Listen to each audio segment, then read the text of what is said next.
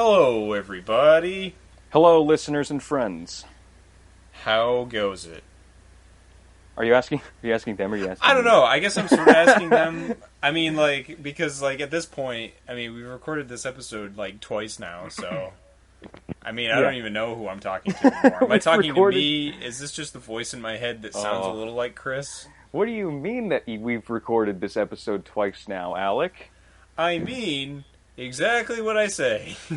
So for the past 2 weeks, we've tried to record episode 4, and it hasn't exactly happened. It has happened. It's happened twice. Yeah, it's happened twice, and yeah. We're Somehow... continuing to record it. Yeah. The non-stop infinite podcast. The man is non-stop. But, so we tried to record on...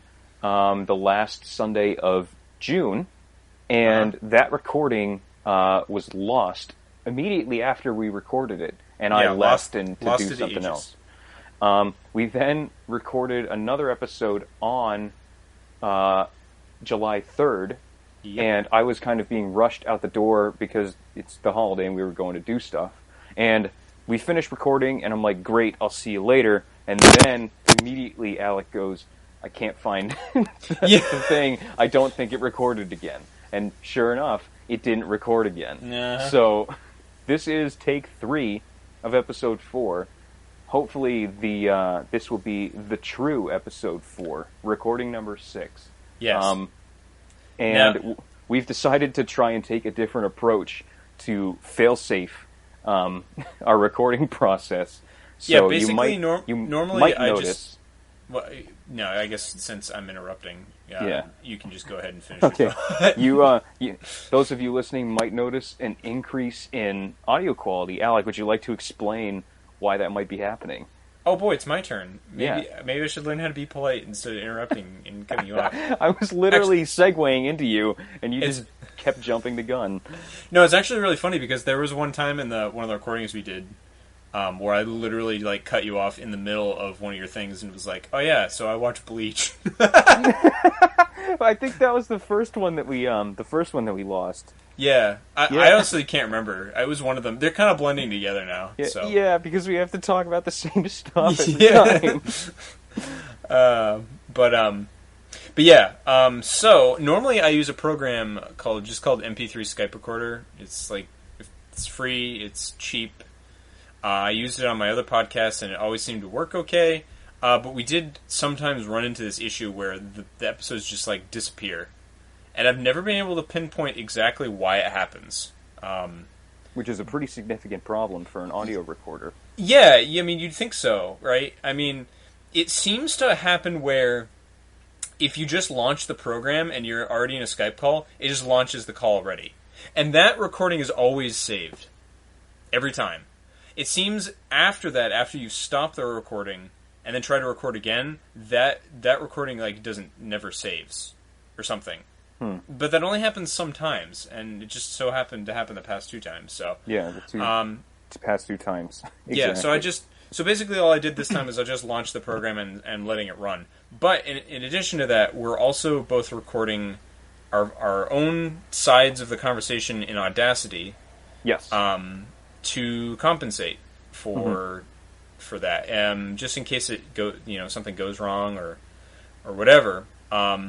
This also might help in terms of, I think even if the episode's saved in MP3 Skype Recorder, I think I might just try to blend them together in Audacity. First of all, for practice sake, but also I want to see if the audio quality is increased, which I would guess it is, because I'm not recording in that way. I wouldn't be recording you as well as me. I'd just be recording myself, and then you would be recording yourself, and so I would hope the sound quality would be better. But yes, I did do a test recording of just myself in Audacity. It sounded great, so hopefully we can get these 2 files layered and give you guys an overall better listening experience. Yeah, I think that. I hope so. Mm-hmm. So yeah. Anyway, on the docket for today, because we've missed every episode. So last time we just kind of did a recap of the episode that we lost, and then kind of went into new stuff. Yes. this time, I think what we're going to do is we're just going to try to recap the last 2 episodes that we've lost because we're tired.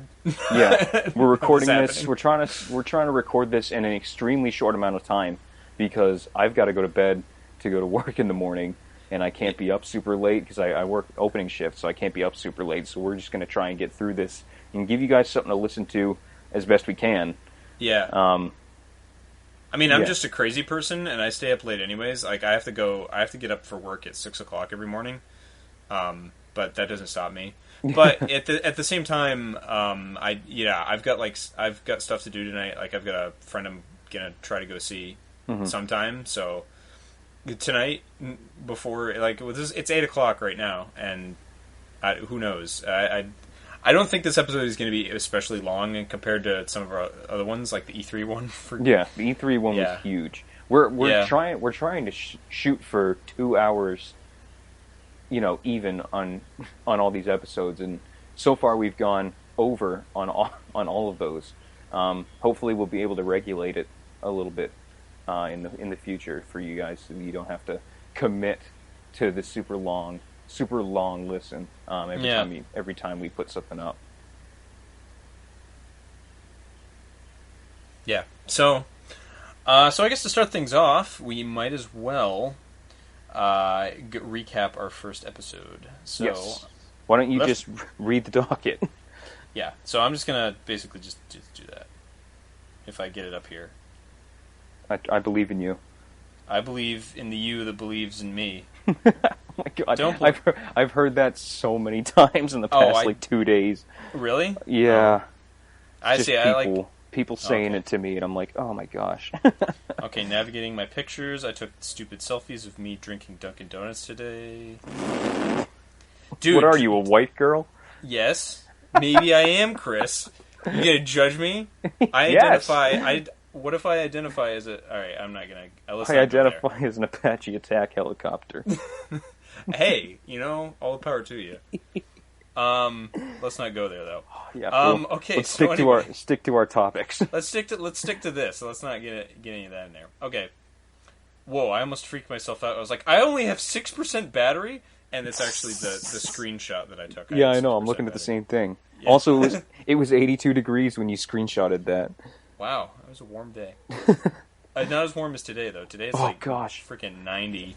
Yeah, it was 90. It was a high of 95 where I was. Yeah, it's been hot all over the country. Anyway, let's get on. Okay, so we did a what have you been up to, which is obviously, that's our normal segment. Mm-hmm. You stupid. Okay, so then news. We went into some news. So that was the week where Mighty Number 9 came out, and so we just sort of talked about the release debacle and how much of a mess it was, and oh boy, it was a mess. Mm-hmm. Steam Summer Sale. We mentioned that we were gonna put the episode out in time for our listeners to be able to actually capitalize on the Steam Summer Sale. Yeah. Well, that didn't happen. No, the Steam Summer Sale ended 2 days ago. No, sir. They were not able to capitalize. Yeah, unless they probably already did. So good. Yeah, good people listening to this are probably up on that anyway. Yeah, they're savvy. So we also mentioned that they announced that they're going to be making a new Sonic game next year for the 25th anniversary, even though the 25th anniversary is this year. And they were going to be releasing some more details about that later, probably this month sometime, I think is what they were saying. So yeah. Then we sort of just recapped some Anime Expo stuff. Because that time was the week right before it happened. It actually just pre-Expo, and the Expo actually just got over 2 days ago. Speaking of which, so there's a lot of stuff that the day after we recorded. Mm-hmm. Some of the big stuff that happened at Anime Expo that we sort of were talking about were.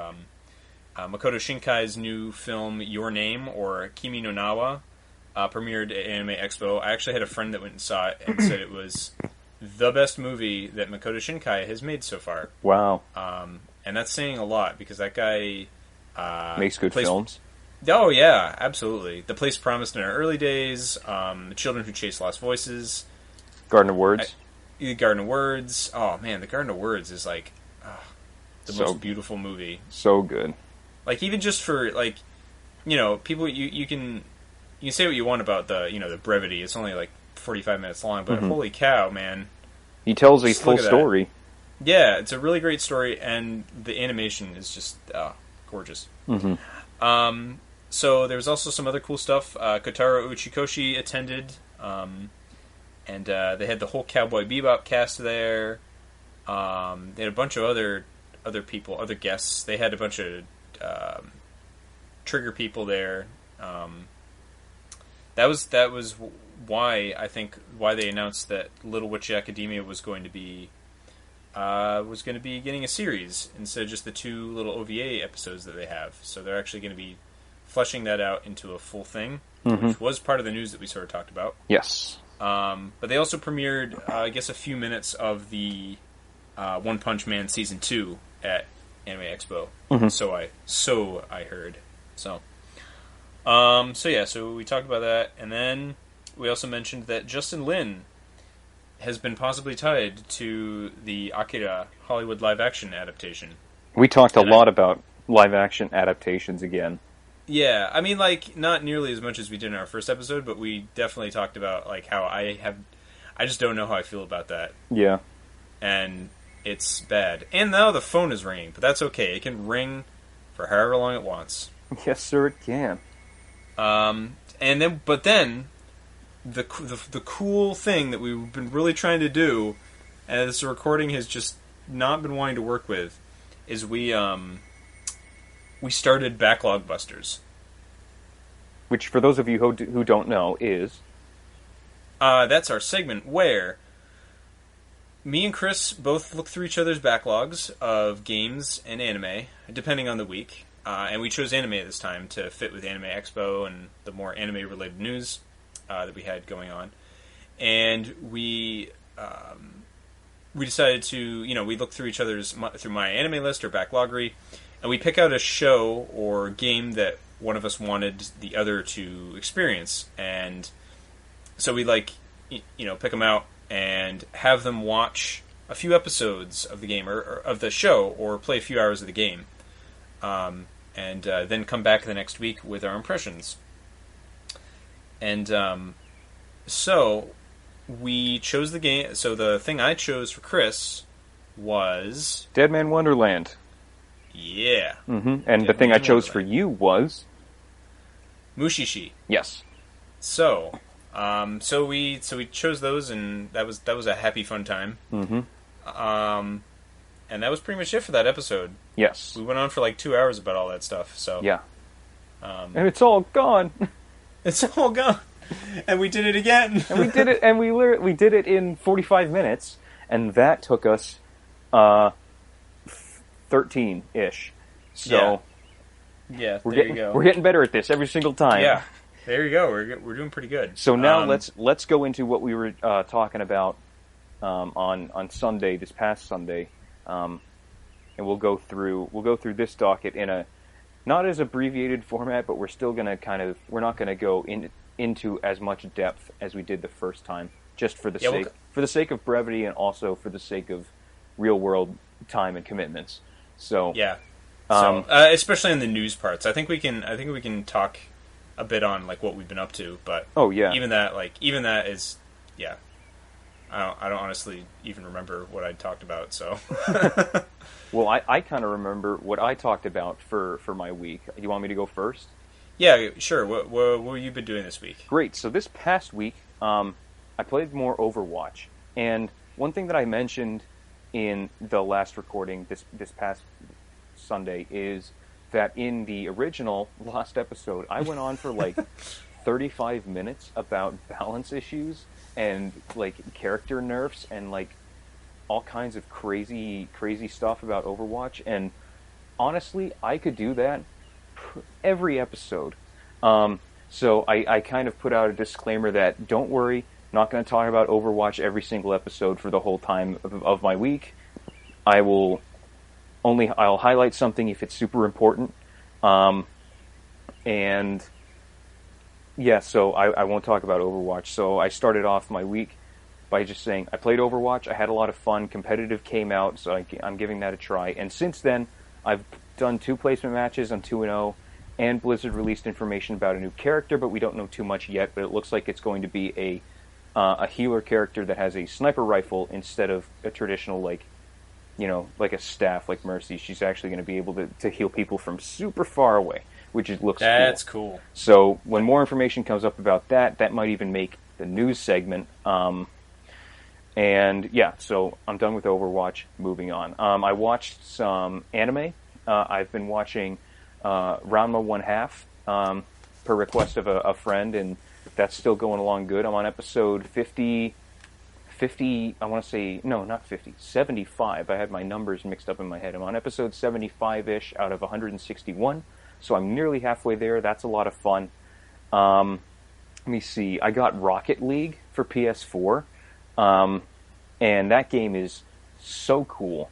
Yeah. It is, everybody is cars, and you play soccer, but your cars have, like, jets on them, so you can jump and, like, flip around in the air, and like even fly with this. You have like a big booster that lets you go really fast, and you can like smash into other cars and blow them up. And just awesome game. I'm playing with somebody that I know online that like got me into it, and she and I are play on a team, and we've done some like ranked games and won. I scoring goals, so like I picked it up really quickly.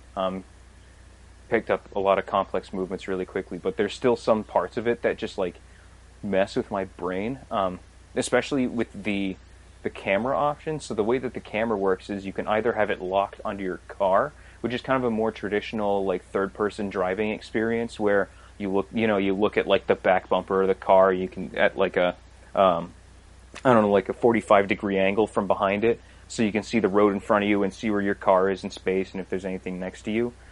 And in that case, you just turn left and right, and you turn. Or you can lock the camera on the ball, in which case the camera just follows wherever the ball is, and your car just goes forward and backward, and you have to turn it, left and right. And it's kind of more like tank controls. But the ball's also moving, so the camera angle's always changing, and it just like messes with my brain, and I can't figure out how to like. I can't switch my brain to like calculate movement in those dimensions, so that's a little difficult. But like when the ball's on the ground and just rolling, it's so fun. I know exactly what I'm doing. It's like soccer. You're a soccer player. So yes, I am, and it's just like the idea is stupid, but like a cool stupid, and that makes me love it even more. So I'm going to be playing more Rocket League. And then the last thing I did was I started reading Berserk. The manga, and I think it's great. It's a well-crafted story and a really strong idea, but I cannot recommend it to everybody. This is not something that you, your mom, and your grandma could enjoy together. Like, this is very much for a specific, mature audience that can handle dark, very intensely graphic subject matter. But yeah, it's basically the Game of Thrones of manga. Yes, more or less, like in terms of it's very, very violent and a lot of sex, and a lot more like really disturbing, demonic, gross imagery, and just like the word I would use to describe it is disgusting. Like there are panels that I look at and just like that is gross. Like the way that it's drawn and like all the details that go into like the detailed choices of like the artist Miura would draw one thing a certain way to get across like a certain like texture, and you look at it and you're like, oh, that's vile. And but like for the story that it's trying to tell, outstanding. I've finished the kind of the first arc, and I'm in what I think is called the Golden Age arc, which is where Guts, the main character, meets up with. It's like a flashback kind of, quote unquote, because you see him as a grown up, and then it starts with him as a baby, like after a couple chapters, it goes back to Guts as a baby, and then it shows Guts growing up. So I'm into the Golden Age arc, which is when Child Guts meets the Band of the Hawks, which I already know as like his posse for a good long time. So I'm going to keep reading that, and yeah, I don't recommend it to everybody, but if you're okay with mature content, then and you want to see a well imagined story, go for it. It's really long. It's not done yet, so be prepared to wait for new chapters to come out at once a year. Yeah, I guess another reason why I guess that comparison is also because of how long it's been going on. Yes, people are afraid that the artist Miura is going to die before he finishes. Kind of like how people are worried that George R. R. Martin is going to die before he finishes writing Game of Thrones. Just it takes him so long to publish new things. Berserk has been going on since the 80s, and it's 2016, and there's still... Miura has said like we're at the halfway point of the story, and it's been going on since like 1982 or something like that. So it's like Oda with One Piece. Yes. You know, apparently they're just over halfway. You know, in One Piece. So it's like what? Yeah, if you want to read Berserk, you need to be okay with mature content, and you need to be in it for the long haul. And the only other thing I did this week was Backlog Busters. So before we do that, let's let you talk about the week that you had. Yeah, the thing about Berserk is I've only read the first chapter of it, and I was like, whoa. Yes. Yeah, I was just like, I was shocked. Yes. There's cannibalism in the first chapter. Yeah, I was like, whoa! Yeah. I was just like, what's going on? And then, it was pretty crazy. Mm-hmm. But I could tell just from the cannibalism that this was going to be a great thing. Oh yeah, for sure. No, but you can tell that the artist does a lot of craft in his storytelling. Mm-hmm. So, in any case, so what have I been up to this week? So I did talk about I've been playing Mighty Number 9. You did. I'm very close to the end of the game. I think I only have one stage left. And my thoughts on it, in general, because since we've lost 2 episodes now, I haven't even really talked about it hardly at all. So my personal perspective is, I say, screw what every reviewer is saying about it. I say go into the game. If you're a Mega Man fan, you're probably going to find something to love about this game. Mm-hmm. It's not a great game. Some parts of it aren't even to really make you think, wow, this game is really bad. But I would say overall the experience is a positive one. I've had a positive experience with it. There are parts of the game that are very frustrating, and there are parts of the game that I wish were a lot better. Especially level design is really, really boring. Spotty. Yes, you said we used the word boring. Yes. Like there's one level where you're in a oil refinery, and it is the dullest level I've played in a platformer in a very long time. There's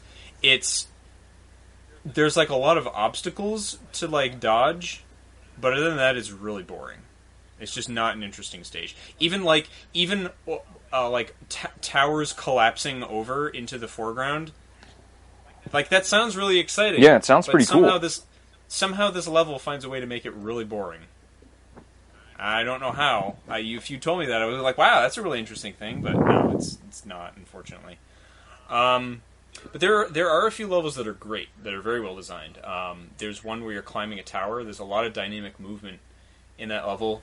It also features my favorite Mighty Number, I think, who is Aviator, or Avi as they call him.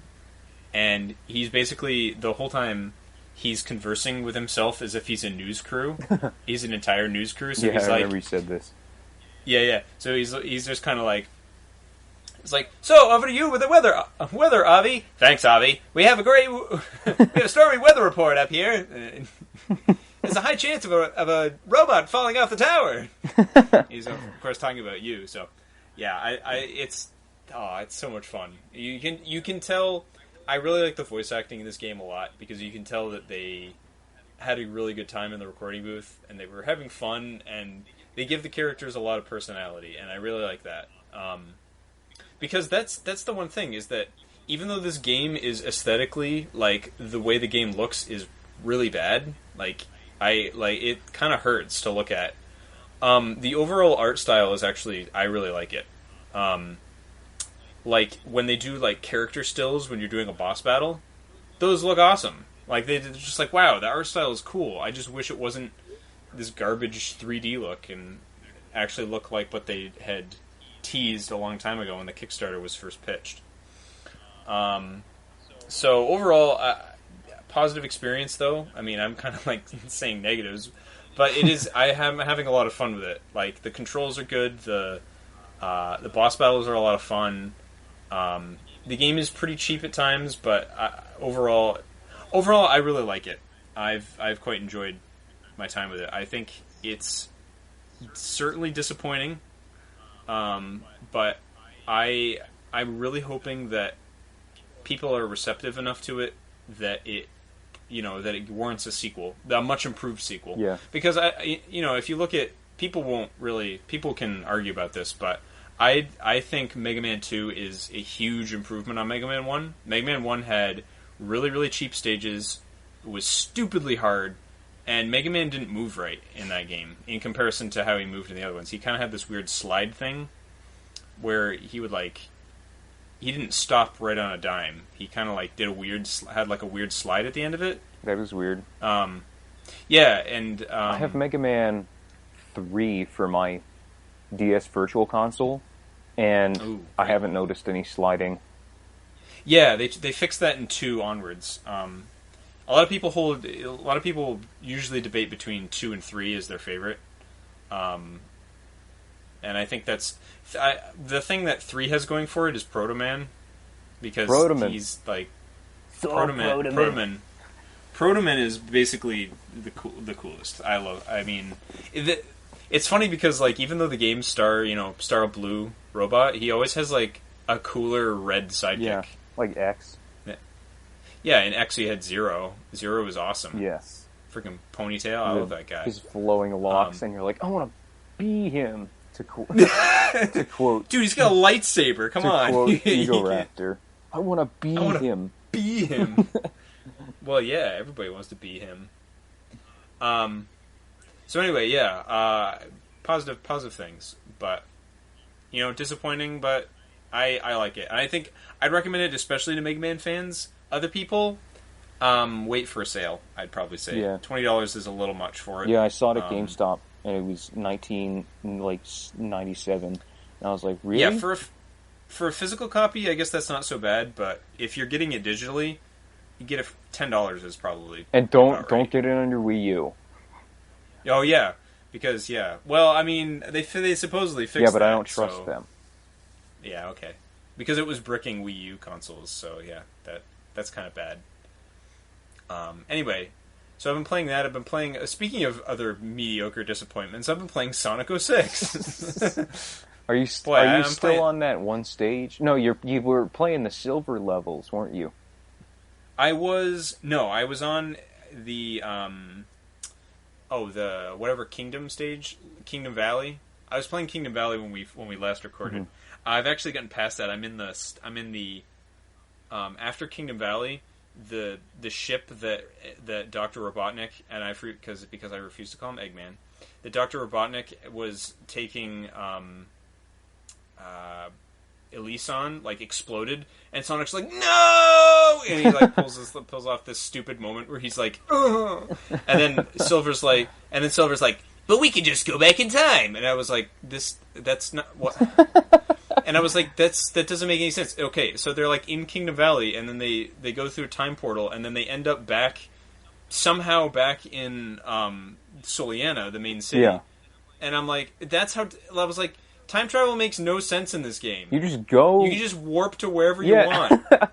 The Earth. It's like the Earth doesn't change, like, geographically, or like. Yeah. No. What's it called? When the dirt one. The dirt. Yes. One? What's the dirt science?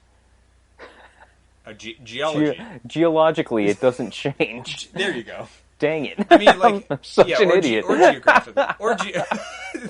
Boy, we're both college graduates, and it took us that long to figure that out. Neither of us did science. I almost said history, but you did history. Yeah, history. I was like, what are you talking about, Chris? Come on. Neither of us did hard science.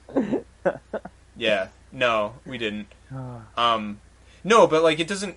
I mean, okay, like, when you take time travel into consideration, because the Earth is always moving... Yeah, okay, if you're traveling back in time, it's like this exact point in time, it's like you're going to be in a completely different part of the world than you ended up, in the sense that, like, because the Earth is going to be in a different place. What if you time traveled, and, like, the Earth was in a different part of its rotation, and you just voiped into space and exploded? Well, that's like, if you're taking time travel logically, then it, like, to its logical extreme, yes, that would have to happen. You would need to have be Doctor Who and have a TARDIS in order to do that, because he can go to any time and place he wants, because his thing is also a spaceship. Yes. So I mean, he can do that, but like in like other time travel stuff, like, it doesn't really work like that. So like, but taking that aside, even if you get rid of that, it still doesn't make any sense that when they go into a portal, they can just warp wherever they want back in time. So I'm like, why did they warp there? Why don't they just warp straight on the ship right before Eggman is doing it and just stop like, him? And just like beat his face in like he did to the robots in the opening cutscene. Yeah, just stop him. It's like in Star Trek Generations, and I'm gonna make a Star Trek rating. Oh. I love how. Yeah, okay, there go all our fans. But okay, in Star Trek Generations, you've got like this time travel thing that can make you go anytime, anywhere. And it's like, okay, well, why didn't Picard just go back in time and stop the bad guy from, like, you know, making the whole machine to begin with? Why didn't he just punch him when he meets him on 10 Forward Lounge? Like, why didn't he just do that? Right. Doesn't make any sense. Doesn't make any sense. Instead he goes and gets Captain Kirk for no reason, and Captain Kirk dies. Like, literally all Picard needed was another person to help him out, because he even asked Guinan to help. Whoopi Goldberg. He asked Whoopi Goldberg to help him, and then Whoopi Goldberg's like, "No, I can't." So then he's like, "Okay, well, I guess I'll go get Captain Picard then." Or I'll go get William Shatner, because he's stuck. Yeah, I'll go help get William Shatner because he's stuck in this weird time travel distortion dream sequence thing. That's weird. That doesn't make any sense, but. Yeah, okay, anyway, rant over. You can all come back now. Alex done talking about Star Trek. Yeah, okay, so anyway, I'm on the underground lab where I'm, like, chasing down, like, I gotta stop it before the thing goes out, the ship goes places, and it's like, well, okay. Which is, by the way, probably the worst level in the whole game. I hate really? it. I hate it so much. More so than the mock segment in the destroyed Lava City.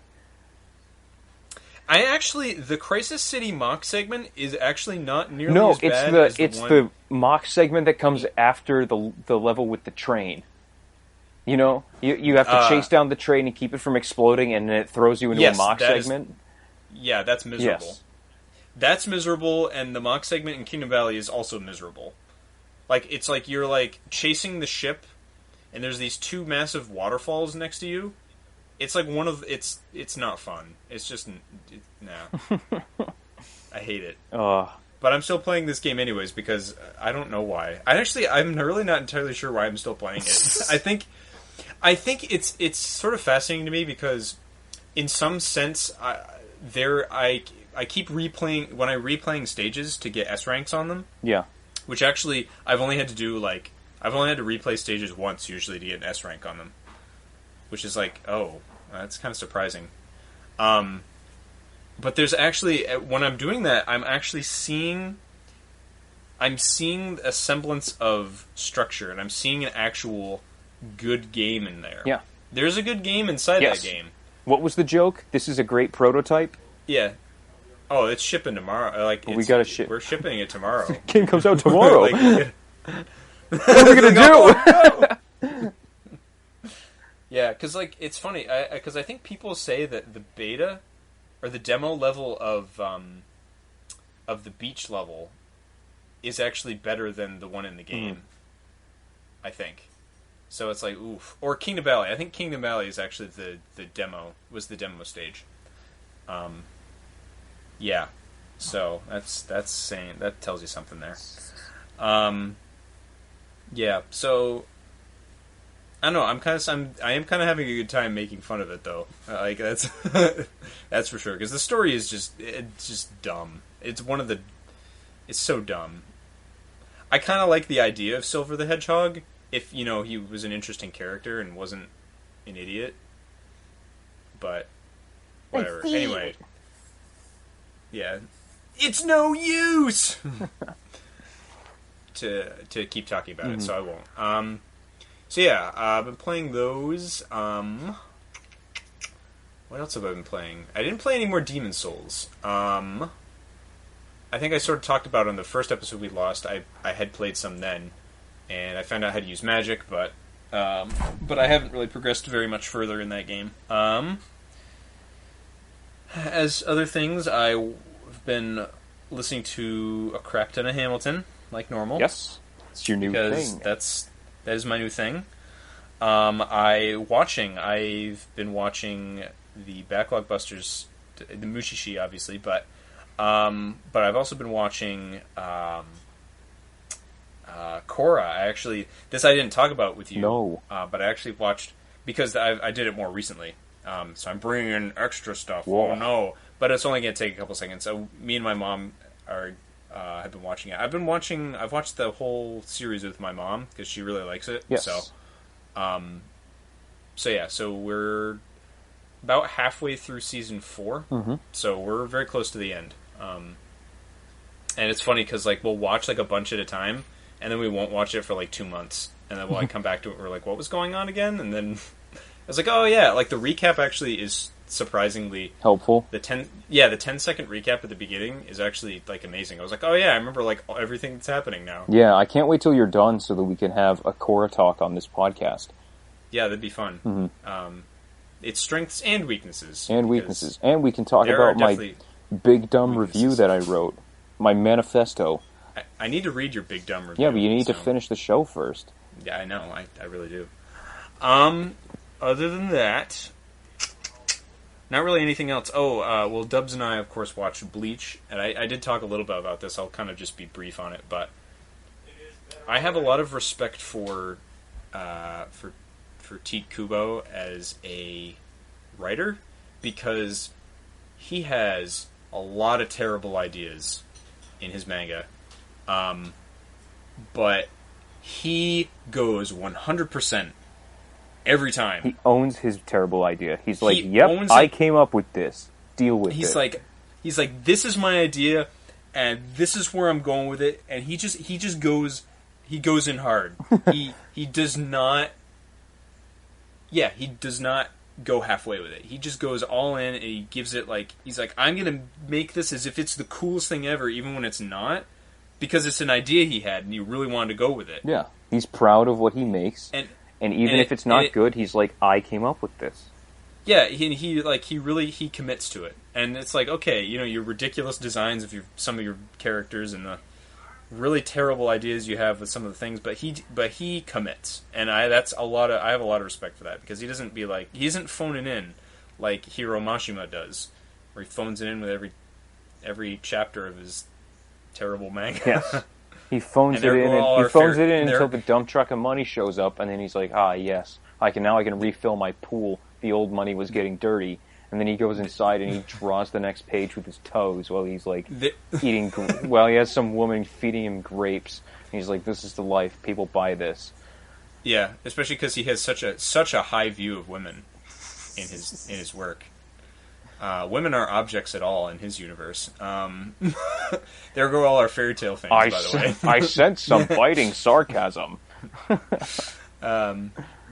Yeah, so anyway, yeah, so we've been watching it, but the thing is like, but Bleach has actually been good where we are, and to which you asked the question, "Oh, how many episodes in are you?" And I was like, "Like 200 something. We're on episode." And then I just lost it laughing. Yeah, we're on episode 208. I was like, we've skipped about 70 episodes of filler though, so I audibly like made a gut punch noise, like, oh. yeah, it's just, yeah. So I mean, early on it was very enjoyable. I would say the first arc of the show is kind of a high point. It's a lot of fun, and it's like really great getting to know the early characters. Kind of one of the problems that he has in his writing is that his crafting the overall narrative, he has a lot of trouble with it, and he loses a lot of focus. Because every single arc after the first one is a rescue mission. Sick. Yeah, no. There have been like...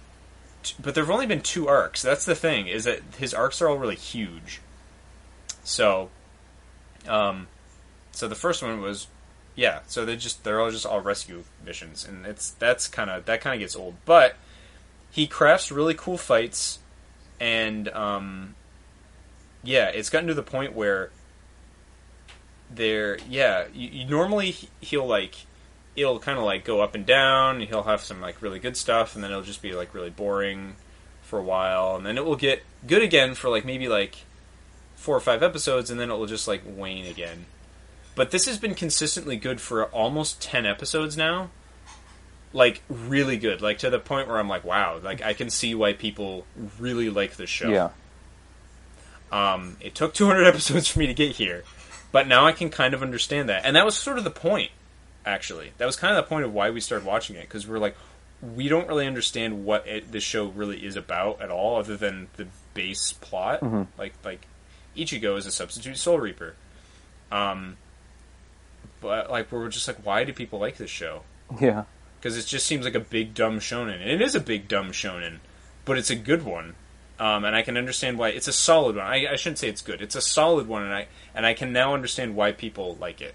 Mm-hmm. There are characters in it that I think are very well crafted and have really great stuff going for them. So yeah, that's been fun. We've really been enjoying that. Who knows how long that'll last? But we're enjoying it for what it is right now. While it lasts. While it lasts. So that's pretty much it. I guess we can talk a little bit about Backlog Busters. Yeah. So you watched I watched Dead Man Wonderland. You are so right. Yes, I'm very right. I'm always right, Chris. Haven't you realized this by now? Of our 3 years of friendship, that I'm always right. Oh, okay. So I'm going to talk about Dead Man Wonderland. Big Zam. I'm going to talk about Big Sam. No. I'm going to talk about Dead Man Wonderland and just give my first impression. So I watched the first 3 episodes. And for those of you who don't know, Alec read the synopsis of it during our first Lost episode, but which was kind of a cool way to do this segment, by the way. I hope we get to read synopses for everything that we do. And hopefully they get saved, but I'll give a quick synopsis of the first episode. It's basically this kid, his name is Ganta. He goes to a school, and it starts off with him looking at some information about a field trip that his class is going to take to this place called Dead Man Wonderland, which appears to be an amusement park. And he's talking to his classmates about it, and they're kind of excited, and he's like, man, I have great friends. And then this shadowy figure appears outside the classroom window. He flies down, he floats down from the roof out to outside the classroom window, and then just obliterates the entire classroom. And only Ganta survives, and when the police come, they arrest him for the murder of his entire class and sentence him to death through some shady tactics. Yeah. And Ganta is... You could say that again. Ganta is sentenced to death, and he will be serving out his sentence in Dead Man Wonderland, the place that his class was going to go on a field trip. Dead Man Wonderland is a privately owned prison on the site of what used to be a section of Tokyo. Apparently, there has been an apocalyptic event that wiped out a good portion, if not all, of the city of Tokyo, and that land has now been purchased by a private owner, and they've built on top of it a high security prison that is also an amusement park. So all the inmates that get sent to this prison serve out their sentence by providing entertainment for people who pay for tickets to the amusement park. And so all of the people who do the shows are inmates serving out their sentence. Usually it's a life sentence or like an insurmountable number of years, or they're on death row in there. All the inmates have these collars around their necks that kind of like keep track of their information. It's like their prison number, kind of. And the death row inmates' collars inject them with poison, like a slow-acting poison that will kill them in 3 days if they don't take an antidote, which is like a piece of candy. And they get this candy by performing in shows, which awards them with like money, like prison money that they can use to buy meals or buy like amenities like soap for the shower, or if you have enough points you can like buy fancy stuff like wine or like a nice bed. So it's kind of like its own little economy inside of there, just based on how well they perform in the shows. And so the three main characters whose names I remember are Ganta, who's the main character. This other guy who's a prisoner there, his name is Yo. It's spelled Y-O-H in the subtitles of the version I'm watching. Yeah. He's another inmate there who doesn't seem to be on death row at the moment, even though he did steal a piece of antidote candy in one of his first interactions with Ganta's. He steals Ganta's antidote candy. He's friendly to Ganta, but when Ganta's not looking, he's acting really skeevy and shady. Seems like he might be a problem in the future, so I'm keeping my eye on him just for the safety of my main character. And then the other character is Shiro. Right. You always need to protect your main character. Yeah, you do. The other character is this girl named Shiro. I called her Shino for a little while, but it is indeed Shiro, S-H-I-R-O. She is a girl who kind of looks like one of Ganta's old classmates. This girl he was friends with that he really, really liked. So she lives in Dead Man Wonderland in the prison, but she doesn't have a prison collar. She doesn't wear the prison uniform. She doesn't seem to adhere to any of the prison rules, and nobody else in the prison seems to care that she's there. I don't understand. And she looks like she'd be, in anime years, she looks like she'd be about Ganta's age. Ganta's 14. So she looks like she's 14, but she behaves like a 2-year-old child or like a toddler. And yeah, she's very immature acting. Yes. But the whole time she actively helps Ganta win like events so that he can get more prison points to buy things, like buy more antidote. But no, I don't understand. Like she's not an inmate. We haven't seen any female inmates yet. They've been referenced that they're in a different block, but we've only seen male inmates. So Shiro is not in the prison uniform. She doesn't have the prison collar. She hangs around with all the male inmates, and nobody seems to, like, people know she's there. Like, she stands in front of the warden. Like, the prison warden lady. She stands right in front of the warden lady, and the warden lady just doesn't even, like, recognizes and acknowledges that Shiro's there, but doesn't do anything. She just looks at her and is like, even like speaks to her, and then just doesn't do anything. And so I'm very confused as to what Shiro's purpose is, and why she's so interested in Ganta, and why nobody at the prison cares. It's not like she's a ghost. It's not like, because she interacts with things. She, like, participates in the games, and she almost wins one of the games. So, would she have gotten the prison money? Does she have prison money? Does she need it? I don't know. So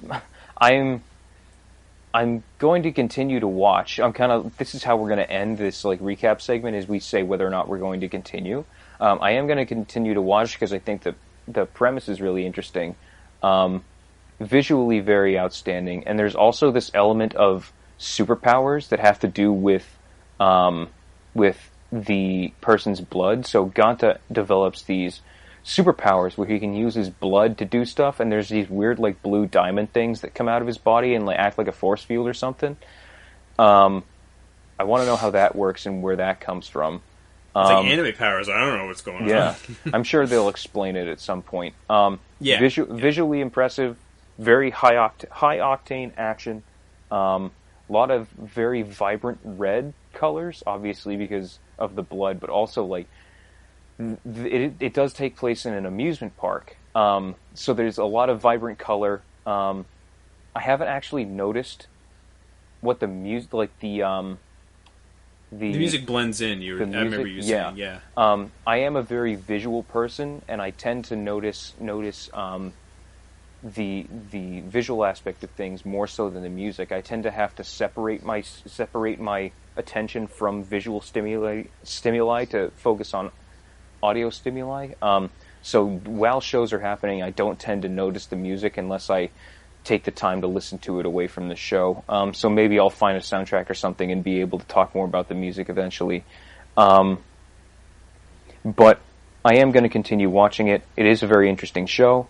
I haven't watched any more episodes since Sunday, so I've still only seen the first 3. And I'm looking forward to more. And you mentioned something last time. You mentioned something about the opening, and I talked about how the English. Yay, English. I liked the instrumentals, but the English made me laugh, which wasn't, I don't think, what it was supposed to do, but it's still a good opening. It gets you pumped for the show. It really does. It's as high octane as the show is. So. Yeah, and the ending also is the ending is really good. I found a hip hop remix of it before I ever watched the show. Shiny. Yeah, before I ever watched the show, I found a hip hop remix of the ending, and the remix is like phenomenal. I really? Purchased it somehow. Wow. So yeah, I purchased it somehow. I don't even know how. So yeah. If no, I love that song actually. Mm-hmm. When that was first on Adult Swim, or it was on Toonami when Toonami relaunched. Mm-hmm. That was the new show. That was like the newest show that was launching with it. Yeah. And yeah, I fell in love with the show and the whole concept of it. But I loved the ending. That was one of the first like cutesy. It's funny because like that is like really juxtaposed with the rest of the show because it's like a lot of it's high octane, but that is kind of more about. I think it's sort of more about Shiro. Yeah, there's a lot of like cutesy. So what it looks like is there's like a Ferris wheel, and then there's like Kodak pictures getting put underneath the credit crawl, and the photos have like a ton of characters in there. Some of them that I haven't met yet, and like they're like baby pictures of some of them too, and so it's kind of like I'm sure when it's gonna be one of those endings that hits me when the series ends, you know, or when I hit episode 12 and I know about stuff, I'm gonna look back and be like, oh my gosh, like kind of what happened with Cowboy Bebop with me after watching the whole of Cowboy Bebop, I heard Real Folk Blues again, and I just started tearing up, and I was like, oh my gosh. So yeah, I have a feeling it's going to be one song, of those things again. Yeah, that song does the Real Folk Blues really does hit you hard. Once you've seen that whole show. Yeah. I told one of my friends to watch Bebop, and he watched it and finished it, and he was like, that was really good, and I was like, so how did you cry at the last Real Folk Blues? And he goes, what do you mean? And I was like, the last episode, you know, the ending credits song. And he was like, they didn't use Real Folk Blues. And I was like, what? Where did you watch it from? And he told me some like streaming site. And I was like, no, they streamed the wrong thing. They missed like half of the point. I was so upset. And I was like, no, I think if I remember correctly, the ending song of I'm trying to remember because it does have the... When I watched it with you, and I remember this because it affected me. When I watched it with you, whatever version you had, the last episode of that show went in, the ending credits song was Real Folk Blues. Yeah, because it's like a longer version of it, or it's like an alternate version of it, because it plays during the last scene of the episode and it goes into the credits. Yeah. And then ends with the most, like, crushing, like, instead of See a Space Cowboy, it's You're Gonna Carry That Weight. It's like, yeah, and trust me, you do. Oh, you do when that show is said over. You said that, and I felt the weight. Yeah, I know, right? That show, man. That show is just so Bebop's beautifully fantastic. crafted. Yeah, it really is. So those are kind of my thoughts on Dead Man Wonderland. Oh, remind me. I'm going to say this live on air. Remind me afterwards. I'll ask to see if we can use that hip hop remix at the end. I'll send an email to the guy who made it. Oh, cool! Yeah, see if we're allowed to use it. So that'd be rad. Rad Tad. Okay, so that's cool. I'm glad you're enjoying Dead Man Wonderland. How about you and Mushishi?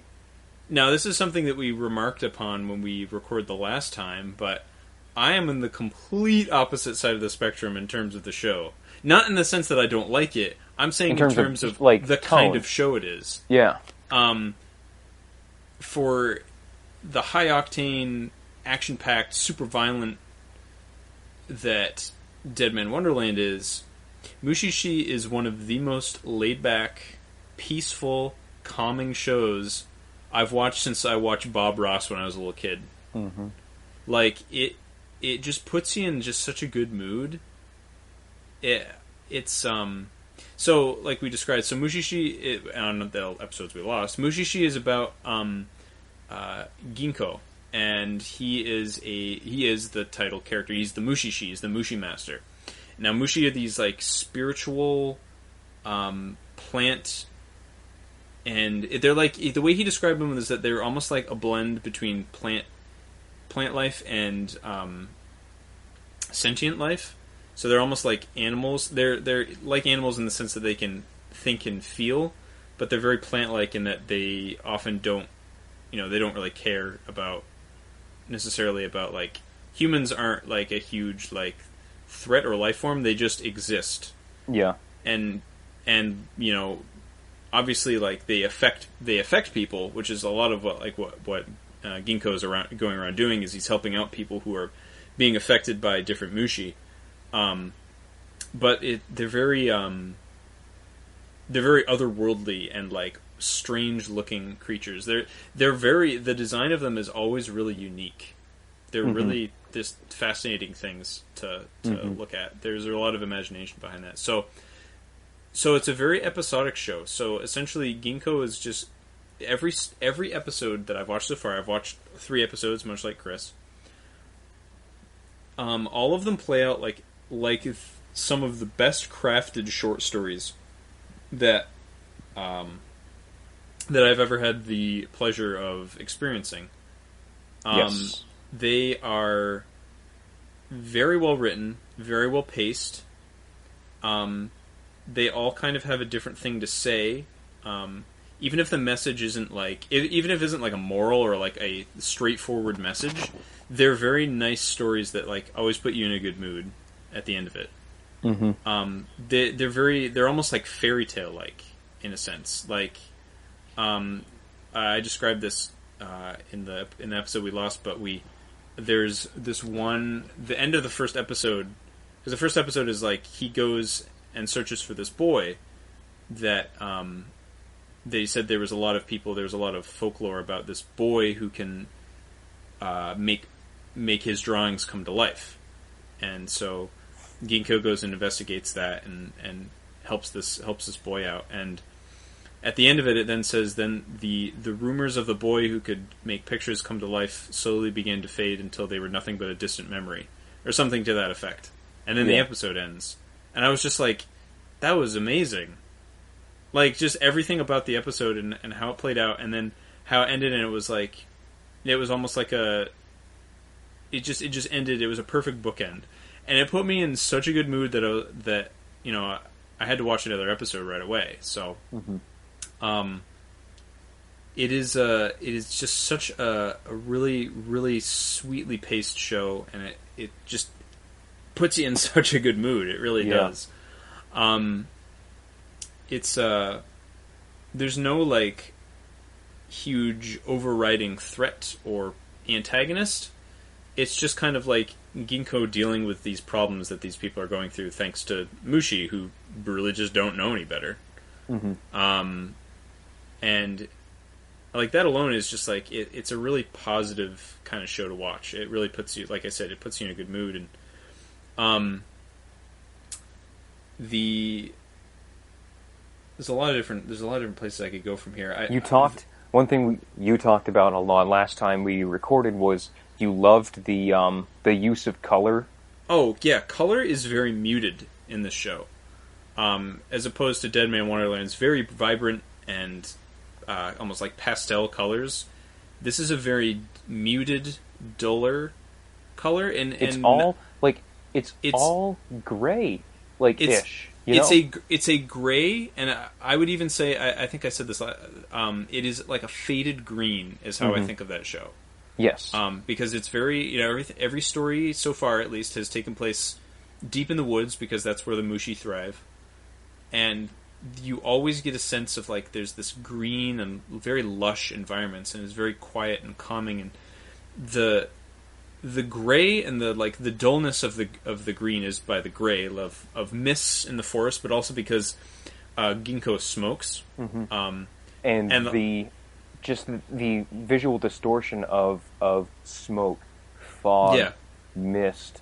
It really adds to the mythical tone that the show sets, and the etherealness of kind of the experience of you watch it and you feel like you're not necessarily out of body, but you feel like you're being brought along on a mystical journey. Yeah, absolutely. They're very.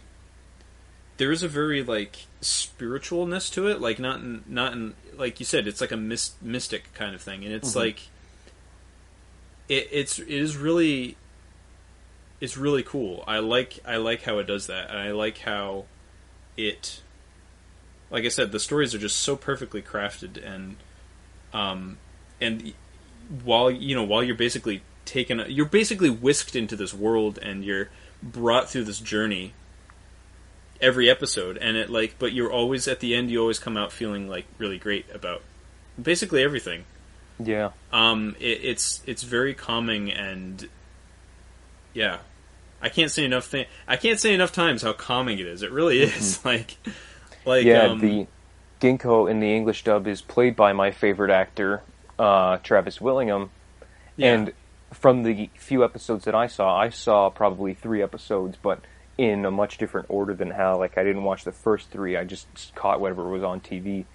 The way it honestly doesn't actually matter. You can do that. Yeah, the way that Ginkgo speaks is so it's like he mutters, and I remember thinking about this. Back when I was watching, I was like, man, I can't really hear what this guy's saying. Like, I don't know what... I had to turn the TV volume way up to be able to follow what was being said. It's so, like... It's almost like ASMR. It is, in a way, I think. It is... The show is very quiet. There are a lot of characters... Yeah, actually, now that you mentioned that, I had to turn the TV up during the first episode because... Yeah, the characters were just very quiet. They were just talking in normal voices, and it was just very that added itself to the whole concept of this spiritual, peaceful kind of scenario. Even though there's always a problem to overcome, it's still kind of like being done in like a controlled sort of way, in a peaceful sort of way. Yeah, and. Like all of that contributes to this show. I think the color palette, like we said, just all of it comes together. All of it really serves the whole premise of the show of Ginkgo, his journey and helping people, and it's cool. I mean, I really, really like the show a lot, and I think the conclusion that I kind of came to. Oh, I guess talked about didn't really talk about music so much, but the music is really good. It's very acoustic. You did, yeah. You talked about this last time. Yeah, it's very acoustic. The opening of it is great. That's actually in English too, though. I haven't really paid super close attention to the lyrics. I'm not sure how Englishy they are, if they're actually pretty well done. But it is that also serves the whole concept as well. Mm-hmm. I mean, I'm a big fan of acoustic guitar as well. It's funny. Too, yeah. I really like that a lot. So like that puts me in a good mood too. So like all of it together is just like the perfect combination for me for all that. So yeah, in terms of me continuing the show, I was sort of saying, I remember saying in the last the lost archives of our episode, I'm not sure if it's a show that I'm gonna like totally finish or like right away. Because I am definitely going to continue watching it because but don't you're not have going to enough binge it. Yeah, it's something that I feel like I can take my time with, and that I can do other things in the middle of it, but then I can come back to it and feel like I've not missed anything. I feel like it's going to be a really nice, beneficial thing to have on days where I've had like a really long day and I'm just like, just so exhausted, and I just want to come home and relax. And I think it's like a really great relaxing show. There's a lot of shonen and other anime. We are Shonen Grump, so shonen is our niche. Hey, there's a lot of there's a lot of anime out there that is pretty high octane, high energy. I mean, our favorites are pretty out there. Pretty like Full Metal Alchemist has its calmer episodes, but it's a pretty action heavy series. Mm-hmm. With a lot of explosions. Code Geass especially is like here are robots and they fight. Yeah, Code Geass. Code Geass is like huge high octane. And I love that show I love to that pieces. Show too. But I think it's nice. Ergo Proxy, we both like. That's not really high octane. No, it's not. It's kind of a thriller. Yeah, that has episodes that are really action packed, and then it has episodes. There are characters that introduce like intense action, but that it's not the whole cast like in some of the other things that we've mentioned. In Full Metal Alchemist, every character is involved with action at some point. Code Geass, every character is involved with action at some point. Ergo Proxy, there are a couple that are involved in intense action, but for the most part, the show does not. It's not action heavy, and all the characters are not inciting it. Yeah, it's a mystery thriller, kind of, really. Yeah, you don't know what the heck's going on for like most of that show. I should rewatch that. I have the DVDs. Yeah, I should get that. I did really enjoy that show quite a bit. I wonder if I could watch that with my mom. Yeah, see if she would like it, because she likes mystery shows. Yeah, it's good stuff. But yeah, this is a show that I think it's because it's episodic. I can put it on just whenever I want. It's a show I'm definitely going to continue. I'm definitely going to finish, but probably not right away. But I'm glad that I've been introduced to it because it is. I really like it. I can see why it's so high on my anime list because it's just like it just puts you in such a good mood. So yeah, that's it for Backlog Busters. It was a pretty good result this time, I'd say. Mm-hmm. Oh my gosh. I just realized. What? So my thing is for Backlog Busters is that I'm going to be using clips from Shulk from Xenoblade and Smash Brothers. Yes. Because Busta! Yeah. Because, that's one of the things. But I just realized I said that was a pretty good result at the end. One of his things after winning a match in Smash Brothers, as well as in Xenoblade Chronicles, is that was a good result. So no, sir. Holy cat! So if I feel like I feel like now if we have like a time where we're both like we both really enjoyed it, I can have at the end of it put in the clip that was a good result. Or if we really don't like it, then I think we could probably find him like getting like KO'd or something. Yeah.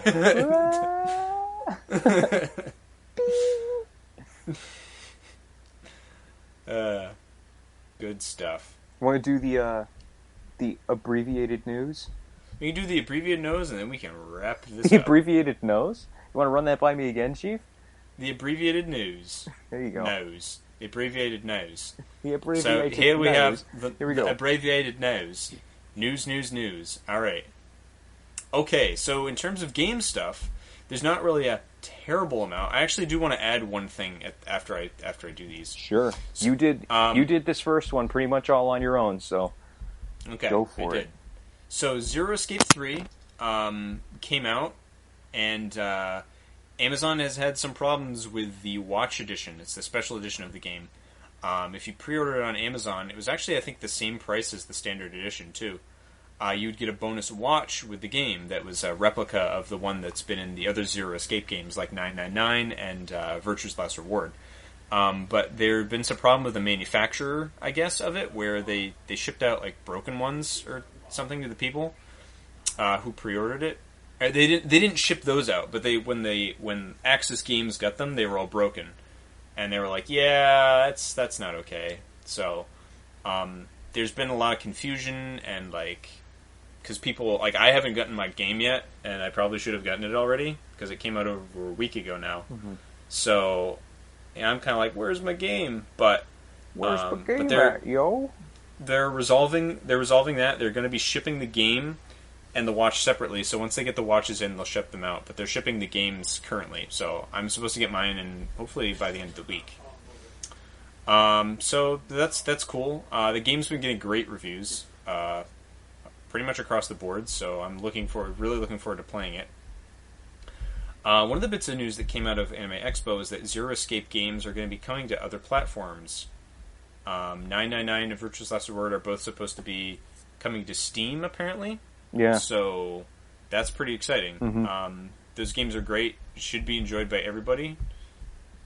You really, like, honestly, like, I would even encourage people to like get a 3DS and get 999 and Virtue's Last Reward or just Vita, to play it. Because we did clarify that you can get them on Vita as well, PS Vita. You can. I don't know if you can get 999 on Vita. You can get an abbreviated version of that game on iOS and Android. It's basically just they take the point and click puzzle aspects out of the game and they basically just make it a visual novel, that's fine because the as awesome as the puzzle segments are, like, the game is very much a visual novel at its core. So there's no problem with that. So if you want to still experience the story of 999, like, go get it on Android, like, or iOS. Like, it's really worth it. I don't even remember. It could be $10. It doesn't matter. It honestly is worth that much money. It's worth. I think I bought it used for like $25 or $30. It was worth every penny. Like, I'd pay that again in a heartbeat. Mm-hmm. That's how good the game is. But yeah, so that's it. That's cool. Vita means life. Vita does mean life. Oh boy, that poor console. Anyway, what else are we talking about? What's on new here? Pokemon. So there were 2 Pokemon that were super cute, 2 Pokemon that were super cool, 2 Pokemon that looked really weird. You mean the Dragon? Grandpa Dragon? Yeah. Drampa? Looks like Snoop Lion? Snizzledy Dizzle, Snoop Doggy Dog, aka the normal dragon type Pokemon, Drampa. Interesting typing. The never-ending story dragon? The never-ending story dragon. Really interesting typing, normal dragon. I wonder if it's got any evolutions or anything. But he looks kind of dopey. And then there's the Huma Nuka Nuka Apua, whatever the fish is. That has got its own Pokemon now. It's called Brexish. And it's got these big, weird, like, monster lips with big teeth. And it kind of looks smug. It's got those, like, meh eyes. Yeah. You know what I mean? Yeah, it's got, like, smug leaf eyes. Yes. So, vibrant pink and blue and yellow. Looks pretty weird. Those are the two dopey ones. The cute ones are, one of them is literally just called Cutie Fly, and it's adorable. It's adorable. And then there's Togedemaru, which is kind of like it looks like a hedgehog. It's electric steel, and it looks like it has some spines on it. In the video that in the video that got leaked from Nintendo and then was later released by Nintendo, Togedemaru has little spines on it that are kind of yellow and brown, and they appear to be able to flip up, turn him into a little Pokeball. So, a little Pokeball, like a sharp ball. I get it. I get it, Chris. I get it. I was clarifying in case our readers imagined him turning into like a Pokeball, like the capturing device. Anyway, that would be weird. It turns into a Voltorb. Yes. Mega evolution into a Voltorb. What was I saying? Oh yeah. So if you that's going to be the quote unquote mouse mascot Pokemon of this generation. Yeah. And then they revealed the next two stages of Grubbin's evolutionary line. Charjabug, which looks like a rectangle with pincers, and it's so great. And then Vikavolt, which looks like a Hercules beetle, like scarab electric. It looks like a fighter jet. Yeah, it looks awesome. It looks I love cool. its design. So cool. Looking forward to that for sure. I hope it has some raw power behind it, like Mega Heracross does. Yeah. Dude, have you ever like looked at Mega Heracross's like stat increases? It's probably insane. It's like I think it's like it beats out. I think the only thing stronger than it is Primal Groudon or something. If I'm remembering correctly, nuts. It's ridiculously strong. Grubbin is the early stage bug Pokemon that you can find, like your Caterpie or your Wurmple. So Vikavolt looks cool, might be terrible, but I'm hoping jury's out until we actually get the game. I actually just went and pre-ordered the game today. Put $5 down on it. So looking forward to that. I'm putting away pennies for a new 3DS XL. Just because I want to keep current with my Nintendo handhelds, because they're actually decent handhelds. Absolutely. And then Tapu Koko was the 7th Pokemon revealed. Might be a legendary or pseudo-legendary. I don't know, but it kind of looks like it looks very island tribal.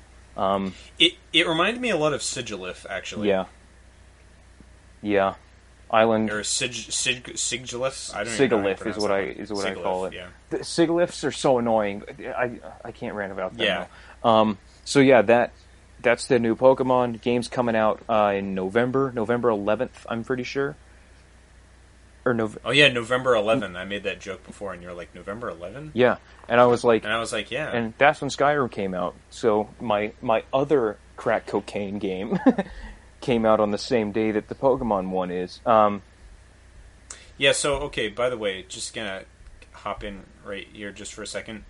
A thing popped up saying, your recording is finished. So it sure is a good thing we're recording this on Audacity. I'm just gonna say that right now. Oh, great. I didn't even do anything. Job. I just did that, so, yeah. It just stopped? All right, well, go us. Yeah, it just said, your recording's finished. And I'm like, okay, well, that's cool. So it's a good thing we're recording this on Audacity. Glad we did Audacity. Yeah. Looks like we'll be doing this for the rest of the time, so hopefully it's not too hard to combine our audio. Yeah. Yeah, it'll be good. I mean, it'll be easy if we ever have guests on, too. Oh, yeah. Because we'll just have them download Audacity and then record themselves. Yeah, and then send it to us. Yeah. Anyway, let's get back to the news, and that wraps up the gaming news, so now we can talk about anime.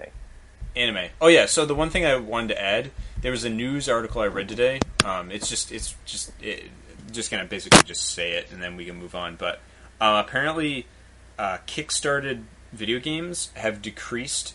The revenue has decreased. I think they were saying it was like $40 million was raised for video games last year. Like last year combined in 2015, $40 million in Kickstarters for video games. Yes. This year has yet to raise, I think it's right around the $6 million mark for Kickstarters in July.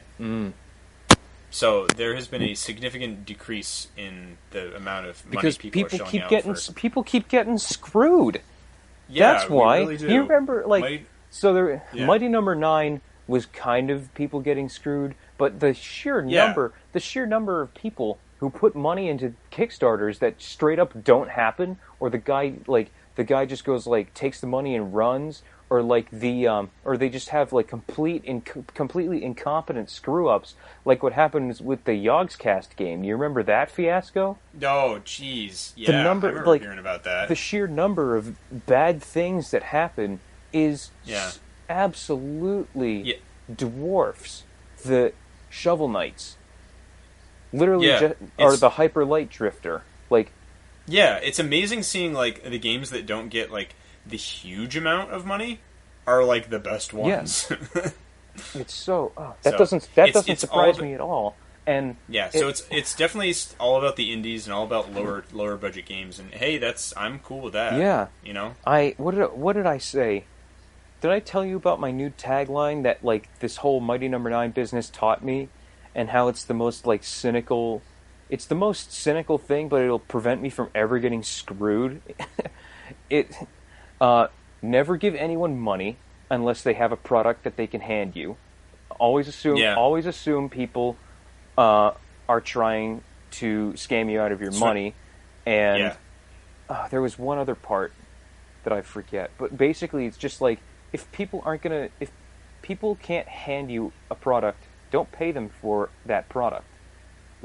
No, that's that's totally fair. If you don't want to get screwed out of your money, don't buy something that doesn't exist. And we could argue about that because you did put money into a Kickstarter and you did get a product, but I put money into several Kickstarters and I've always gotten the stuff I paid for.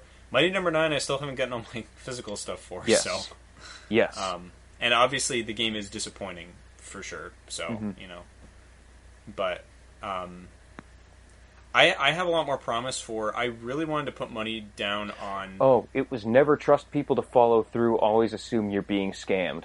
Yeah, that's honestly, those are the last two parts. I don't. That's not a bad philosophy to have. Honestly, I think it's incredibly cynical, and it's going to prevent it. It will prevent me from getting in early on things that might end up being great, but it's also going to prevent me from getting screwed out of enormous amounts of money by people who put up a Kickstarter and then never make the game, or put up a Kickstarter and take my money and run, or put up a Kickstarter and then waste my money and then cancel the game. The Yogscast guys, I think, is that's the biggest. That is the biggest display of incompetence and lack of understanding I think I've ever seen. Yeah, that was a travesty, a fiasco. To be sure, there was also another one that was called the Next Generation.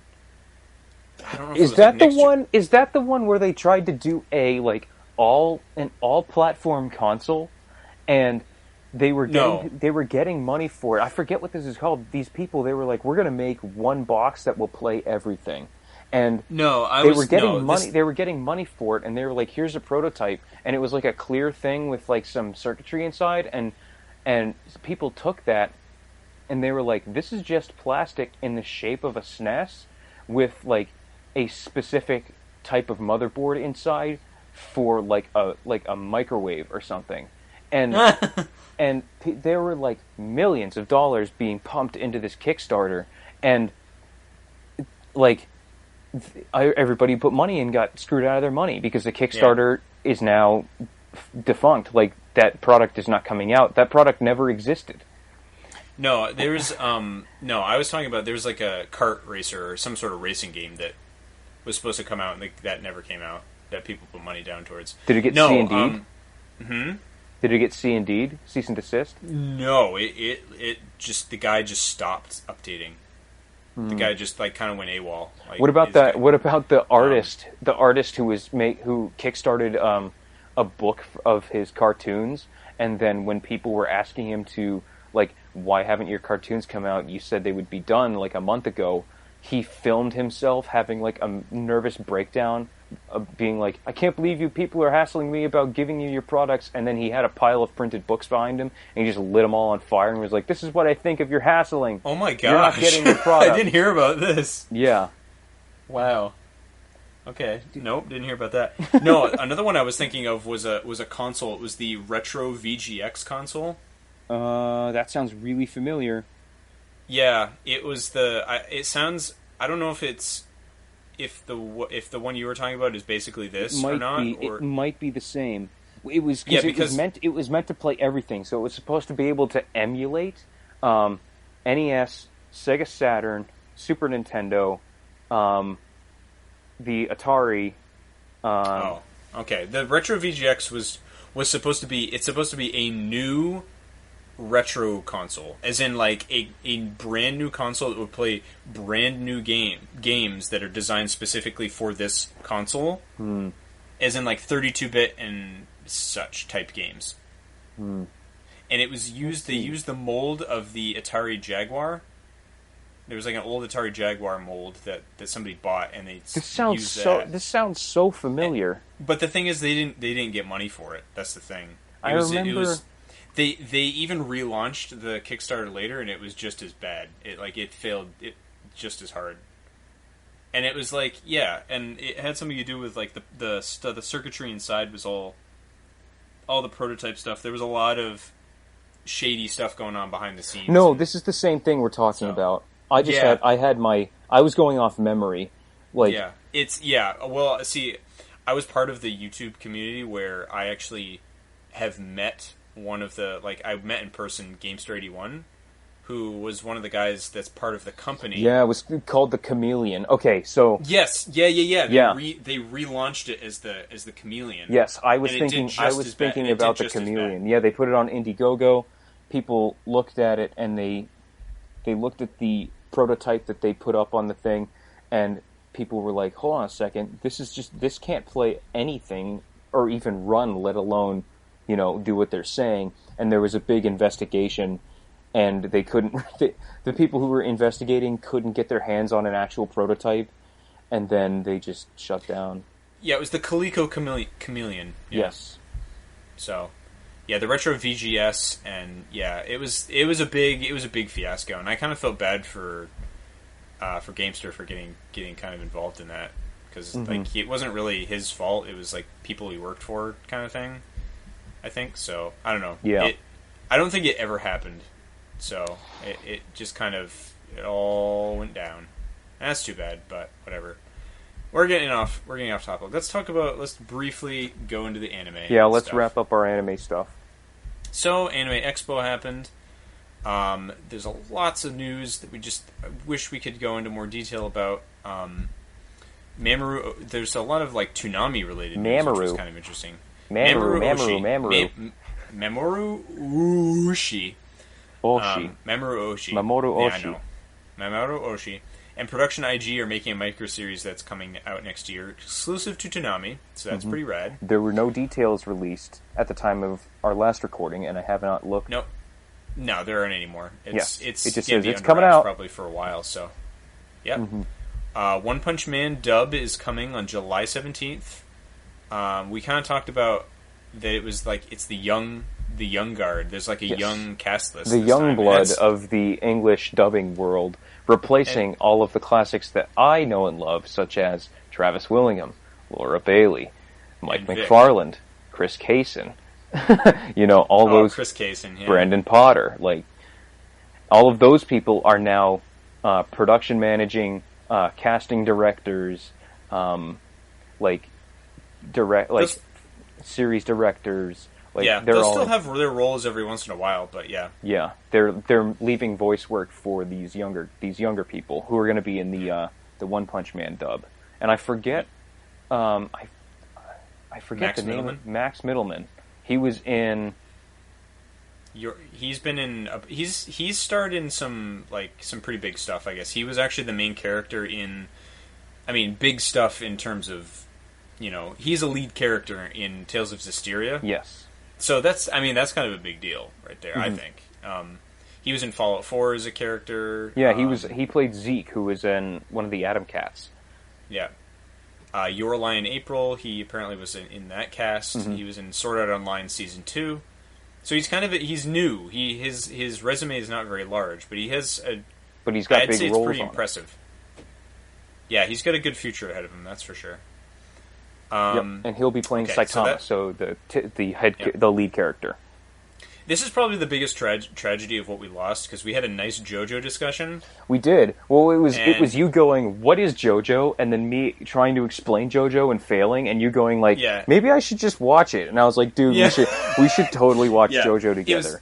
It was fun though, and I had a good time. And basically, JoJo's Bizarre Adventure is coming on Blu-ray to Blu-ray in the States via Viz in the West.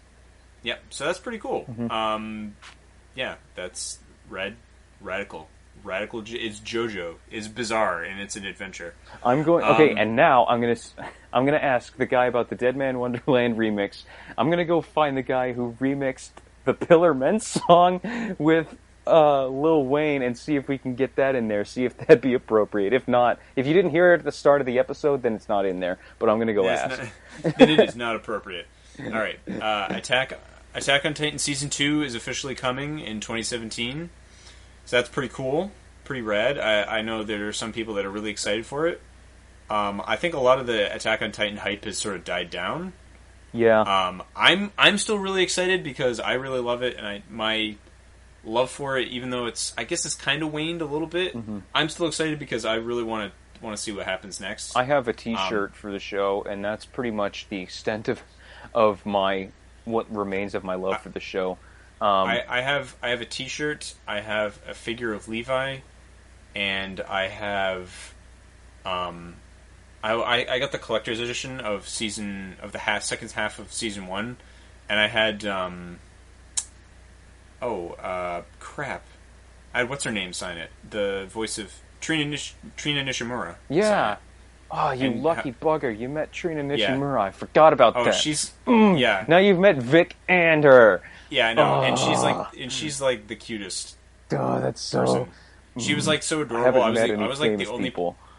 There were these huge lines for like other people, and for her there was no line. So I just like walked up and would just like start talking to her, and she was like the cutest person. Oh, and I was you like, oh, lucky bugger.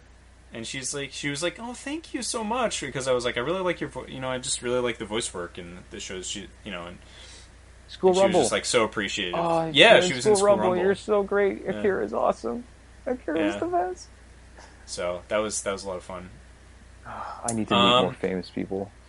And speaking of, you should come to Rhode Island Comic Con with us this year. That should be maybe. I'm saving money for another thing. That I'm not going to talk about on air. That's not till November. So okay, but, I would have to resave money because what I'm thinking of is the end of next month. So yeah. Oh, okay. So Blue Exorcist second season, that's coming. Yes. Also, there was a big returning cast. Pretty much, I think it was like 9 or 10 of the cast. The Japanese cast is going to return. And the director changed. I think it was the guy from Manglobe that did Dead Man Wonderland and Gangsta. That was a cool tie-in we found. He's now going to be the director instead of the person who did the first season. Yeah.